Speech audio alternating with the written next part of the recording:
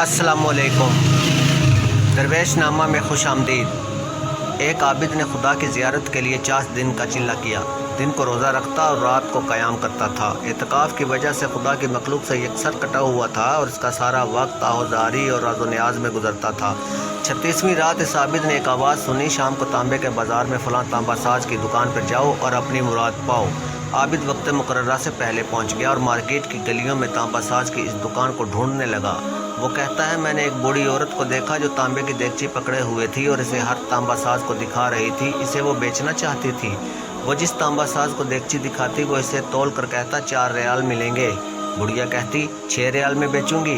कोई तांबा साज इसे 4 रियाल से ज़्यादा देने को तैयार न था।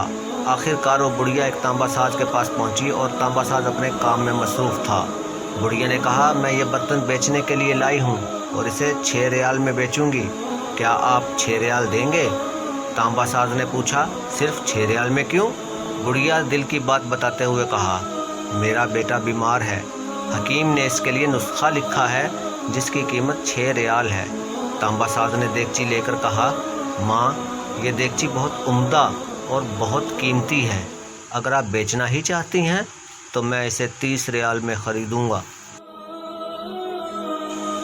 बूढ़ी औरत ने कहा, क्या तुम मेरा मजाक उड़ा रहे हो? कहा, नहीं, मैं वाकई 30 रियाल दूंगा। ये कहकर उसने बर्तन लिया और बूढ़ी औरत के हाथ में 30 रियाल रख दिए। बूढ़ी औरत बहुत हैरान हुई और दुआ देती जल्दी से अपने घर की तरफ चल पड़ी। आबिद कहता है, मैं ये सारा माजरा देख रहा था। जब वो बुढ़िया चली गई तो मैंने तांबे की दुकान वाले से कहा, चचा, लगता है आपको कारोबार नहीं आता। बाज़ार में कमो बेश सभी तांबे वाले इस देगची को तोलते थे और 4 रियाल से ज़्यादा किसी ने इसकी कीमत नहीं लगाई और आपने 30 रियाल में से ख़रीदा है। बूढ़े तांबा साज ने कहा, मैंने बर्तन नहीं ख़रीदा, मैंने इसके बच्चे की नुस्खा ख़रीदने के लिए इसे पैसे दिए हैं। मैंने 1 हफ़्ते तक इसके बीमार बच्चे की देखभाल के लिए पैसे दिए हैं। मैंने इसे इसलिए कीमत दी कि घर का बाकी सामान बेचने की नौबत ना आए। आबिद कहता है, मैं सोचता और इसको देखता रह गया। इतने में गैबी आवाज़ आई, सिर्फ चिल्ला कशी से कोई मेरी ज़ियारत का शर्फ हासिल नहीं कर सकता, बल्कि साथ साथ मेरी मखलूक की खिदमत भी करो।